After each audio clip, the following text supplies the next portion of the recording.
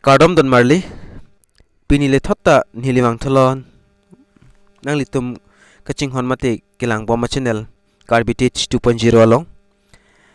lapen pinia video ta la thumbnail mate title long nang litum thek long pota hailo la son thak thak sila so video long ta nili than ban po lapen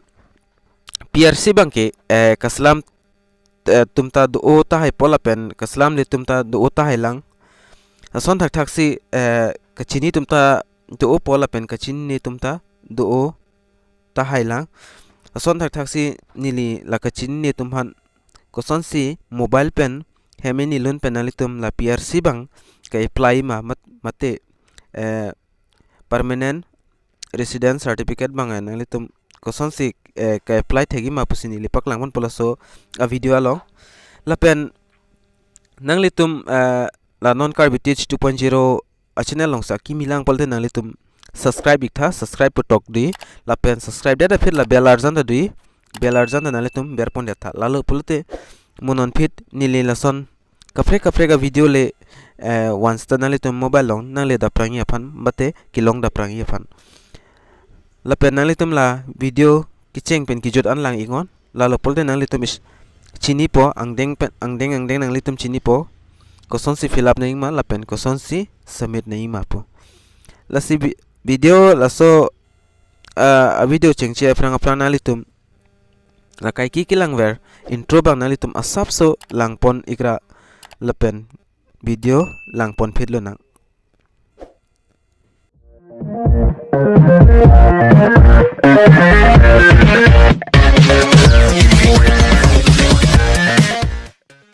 lapen non chengpon lo nang lasi nalitum mobile long Chrome sta kapre ga browser sta di Chrome browser sta ingpulo polo nalitum da online lalate online district mtron.input type damra igra nalitum search kor damante search lo polo lason interface wangpo lapen lasal video long sta mela link bang long lokpo description long ni lipidat po hadak penalitum ber fit ber lo te lason nang klang fit po laso dim ho lasi da kitok dui lahai hui kitok dui stame nale tuma lahai hui long bang nale tum follow pon anelo mate ber pon nanelo la e governance service pulang le ber pon egon lapen aprang la birth certificate do lapen ka certificate do koson se apply nei ma lahai hui video long pen same la process bang ke dam nei hai hui bang ke nasi nale tum kachini tum bang do puta hailo lapen kachini tumta do ulang ta hailo lapen ke thek tumta do po lapen ke thek the tumta do ulang ta hailo asila ba so video banali tum lang pon ide no asi la e governance long berdat pen fit nali tum atheng no kaprek la kitok arjan nang klang ekpo lason arjan nang klang ekpo lapen ladak na hangi email address lapen username lapen screen name username kalte screen name banal tum ber pon ignang po laso dim lo sorry laso dim bang anal tum email ber pon nang pon dak bang username kalte screen name banal tum ber pon ignang pon dak ber det pen fit la ber di login nang polasi laso ID lapen screen name bang koson si login ma mate imthang koson si simari ma pulte nili laso video ta upload elo lang pulte lang dam igo kadak kilang penalitum chini po lasi kedotang tum pulote direct ber vitamin lo lasi nili ta dotang lo lasi non nili ber pon ikpo video bang asap so pocing ton ikpo dak nili ladak fill up elo lasi nili non login pon po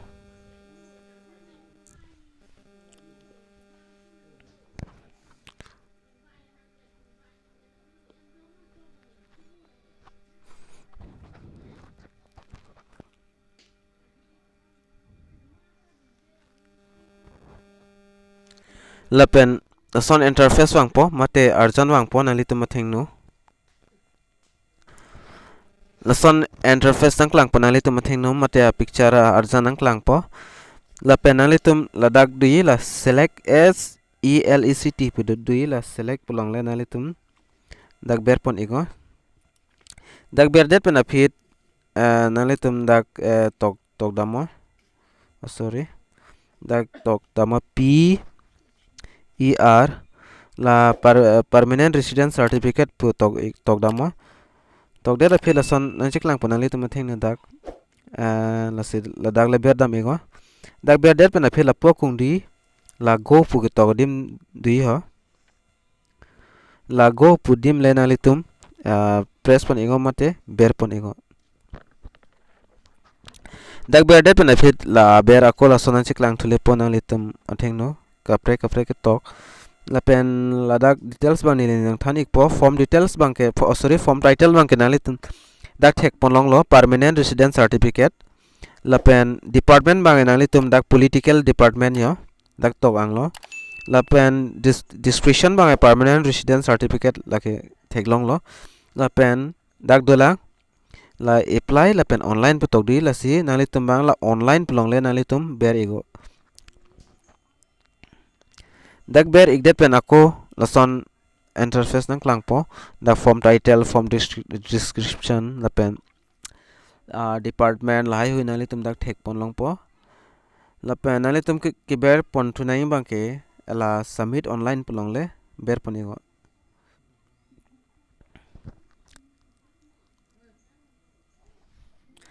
dak ber pon da fit nali tum theng no dak nang klang ikpo la application form bang la si dak tok dola thak application form for permanent resident certificate for higher education pudopo la pen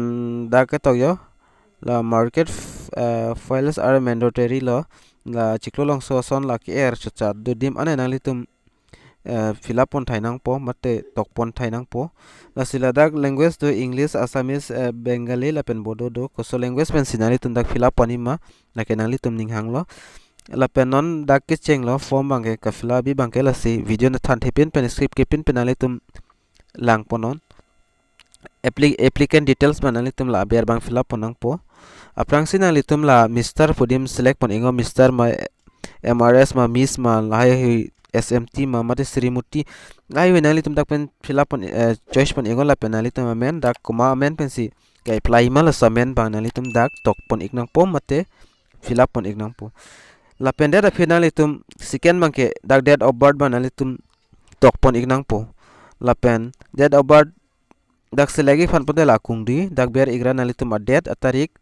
la pen aningkan achik loai hui nali tum dak pen fill up pon igo la pen date non next ke bang thi bangke nali tum la mobile number do pulte mobile number bang nali tum dak ber pon iknang po la pen password number do pulte ber pono ave pulte nangne la pen father name ipo amen la pen ipai amen mother name lai hui bang nali tum tok pon iknang po mate fill up pon iknang po la pen det nali tum dak suppose name jong si add pon lang pulte add pon me la si add pon pinning pulote add fill up le data chok mate tok pon pe data chok la pen aadhar card do pulte aadhar card number la pen pan card do pulte pan card number nali tum dak fill up pon iknang po mate tok pon iknang po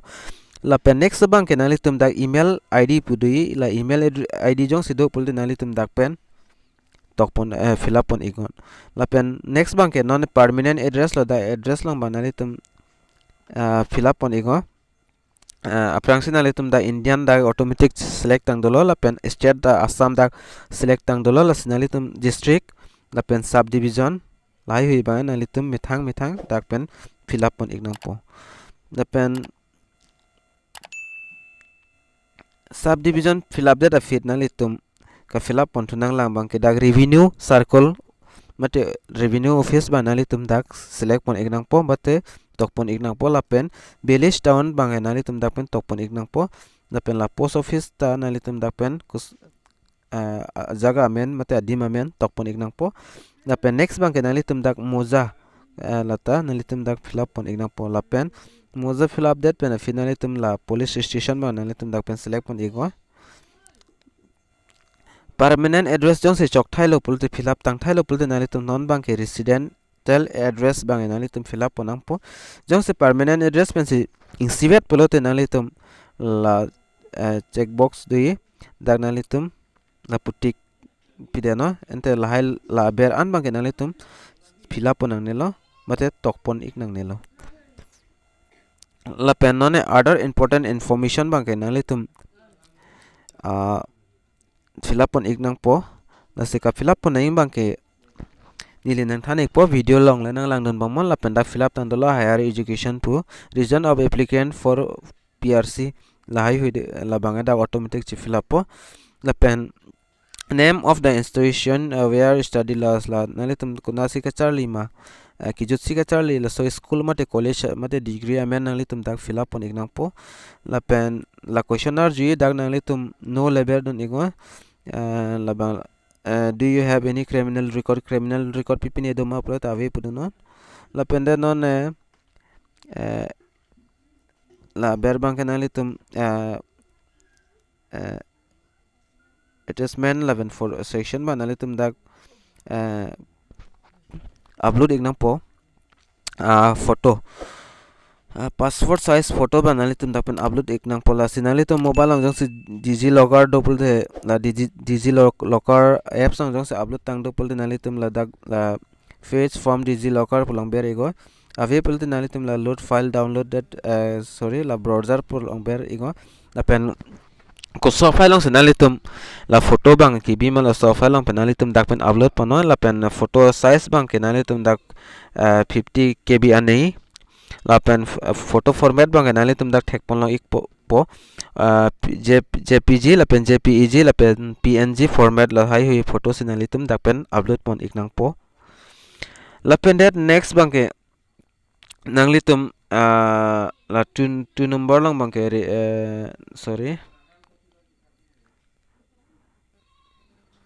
la two number long bang ke record of informable property lai hui land revenue jong si do plote pidun nang po la pen la tareng siver la photo size bang ke nali tum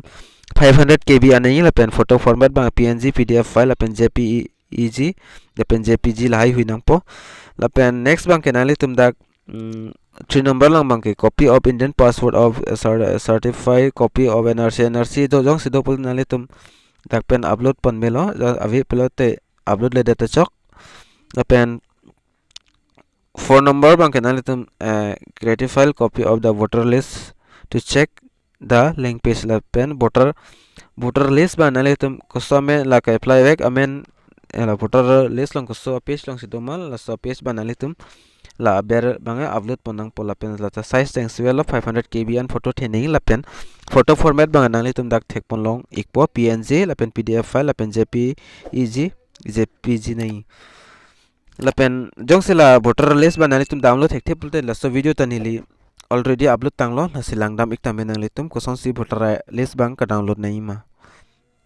la pen next bang 5 number bang kenali tum dak documents related to parents and for further saving the constitutional resident as a maximum period of 50 years live nali tum upload ponang po parents ipo tame ipai tame la so documents bang nali tum dak ingsi upload ponang po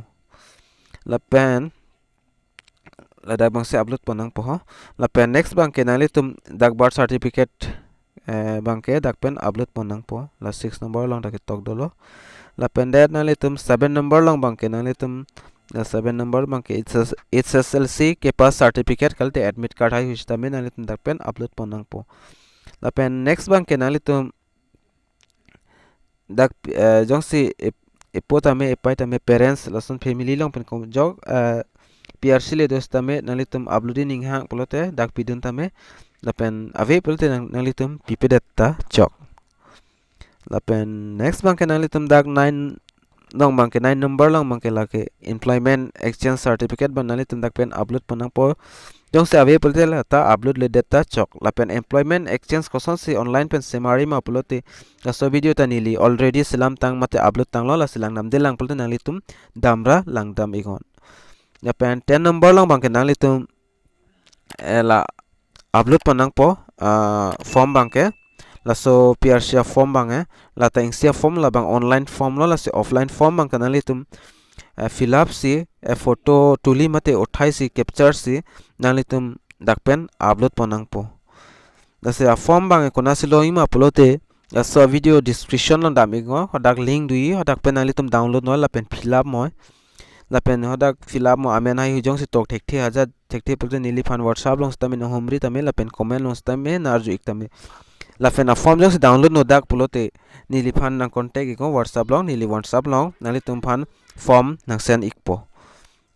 la pen dak upload det pen a fit nali tum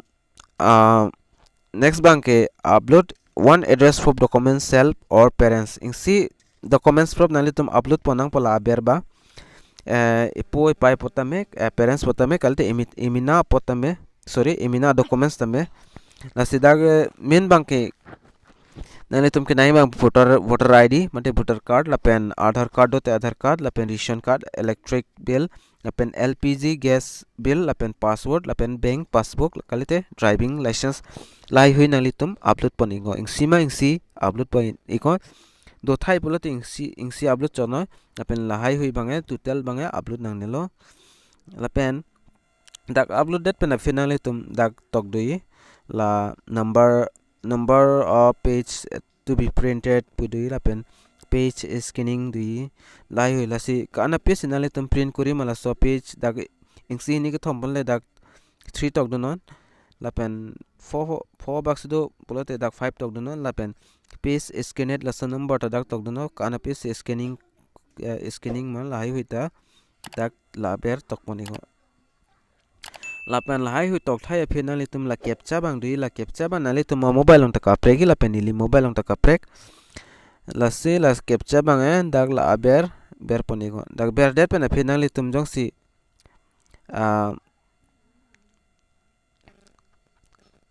preview mate form fill up long chok china ne do chilang lang polte la dak dui la preview dui la pen jong si chok thai lo polte nang le tum la submit no la pen jong se so form jong se jok je polte nang le tum cancel me la pen offline na form bang koson se fill up nei ma pu la nili nang pon ek ponon koson se fill up nei ma la ta nili nang pik lang ek po form ta la sin nili dak video sab sa paching ton kok po form long nang pon ek po la hello ya a form bang ke la hello dakta toklo application for permanent residence certificate jo la pen sem lom pen hodak online pen fill up teng lo la si nalitum aprang si bang dak nalitum la applicant name mate amen tok pono la pakung si di ha la form thi umasini li bange jumwung lo la si la son di ha la so di mang nalitum kolom pen tok pon nang po kol la si la pen next bank ke non nalitum la date of birth la pen mobile number la pen passport number do polte pidun ta me hoda son tholo la pen father name mother name suppose name la hai nalitum fill up pon ikon la pen permanent address ta same lo hodak pen online long koson se fill up man dakta la son fill up mo offline long ta country la pen state la pen district subdivision revenue circle la pen village ma town ma post office moza la pen police station la hai nalitum dak pen fill up pon ikon la pen hodak bang house number long le data thek la sa house number bang la pen nalitum pin code la pen police station code bang nalitum google long stame chrome long stame nalitum search den no la pen da code number tok der no la pen duration to stay an kan pen siki do ma la hai hoita nalitum da year amount ta nalitum da pen fill up on den la fill up thai pen nalitum la resident address ta same polote la resident address wala athak ka fill up pen same polote nalitum dak box diye dak nalitum la pu kolom pencil pen mate kolom pen stame seri den la pen la hai hui long bang nalitum fill up on nang nila la pen next bang nalitum dak PRC related information dak pilo ya this reason of application PRC nalitum dak pen fill up on iko dak tenglo la pen do you have any criminal record la hui no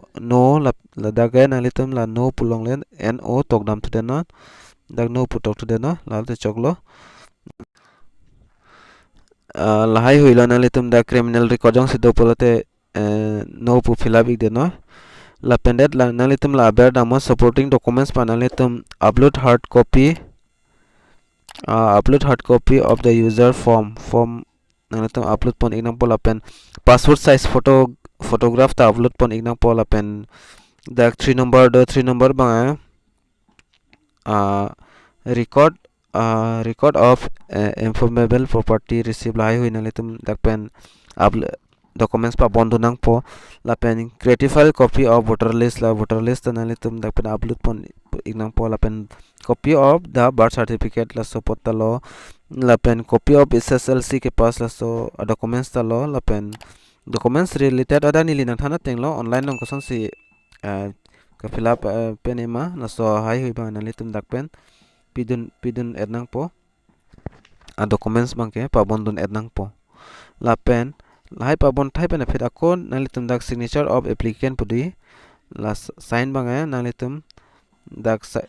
signature chipinang po la pen pithek the polte nang litum ni rimun pupen stame ber iktamo lancho la hello form bang la pen la so form nang litum fill up thai pen fit nang litum computer cooler long stame nang litum screen dam igra print out kori dano la pen nang litum fill up igo la pen fill up that pen fit nang litum photo uthai igo photo uthai igra nang litum documents hai hoida pe bon thai pen la hai documents man ta photo uthai labra ma pen la online adim dam thi go online dim dam that pen dak pen nang litum form bangke ada pen upload pon ignang po la sinili ako hodak pen page nang pon ikpo la pen no so dim wang thu sinang litum dak pen upload pon ignang po la dak bang ha upload scanned copy of application form po la pu da upload pon ignang pon nang litum dak pen form bang la pen hai hui upload thai pen pen ateng lo dak submit no nang litum submit that pen nang litum dak penang po ador bang thongkep ka se phokep anang litum online net banking mate paytm google pay lahai hui non malame kadu ka bete use la sinang litum dak thongkep ma phokep an anam na ani la pen nang litum phan acknowledgement number mate reference id lahai hui nang pipo la so id long nang litum capture data me mate nanele tok data me nang litum asi la acknowledgement number long that benefit la form submit that benefit ni thom pen nang litum chelang dam igo ko so dim ma pulote nili nang litum ako dam thik de no homepage long la pen nang litum dak homepage la lo online e-district emtron no dam thik de no hodak pen direct back fit tame stame nili ma ko dak asi video bang ding opo la sinili dak asap so dak dam det pen same process lo la e government so dim dam thu igo dam det pen nili la pen aprang same process lam pen video long teng la nili dak video poching ton ikok po la pen back wang det pen asan ako interface la fasa teng dak na siklang ikpo aprang si la pen la thak tok di e forms la pen my transaction la pen the get status pudi la get status long nali tum ber dam igo dak ber that pen dak check e form status put tok di nasan lo na check e form status la si nali tum la so dim le nali tum click damo mate ber damo dak ber that pen fit nali tum theng no kaprek a page mate kaprek nang klang thupo la pen asana klang that pen fit dak application number di la application number put tok di la application number la pen nalitum da number bana da fill up damo fill up that pen finalitum la search pulong berigo la lopulte nalitum da details bana klang po if problem ma mate pending ma mate koson ma lai hui nalitum dak pen details long pon polasi pinya video long bangkela answer lo la si video lang mission pole nalitum share ik tha like comment lai hui bang ting ni no la pen subscribe bang ting ni ne pin sike melo athima 1k bang nalitum nang pleng pupusi ni le ning chi thelo la pen la sona video ke lang long ba min phan nalitum la ting ni pin Karbi 2.0 bang subscribe de no la pen bell arjan ta ber no la lo pulte monon phela kapre video le nili job related la pen kapre la sona video le long stame smart stame nalitum mobile nang le da pranya phan la si Karbi 2.0 channel long ke lang ra do on phan stame nili hin pen Kardom lo mo next video long la chitong thuna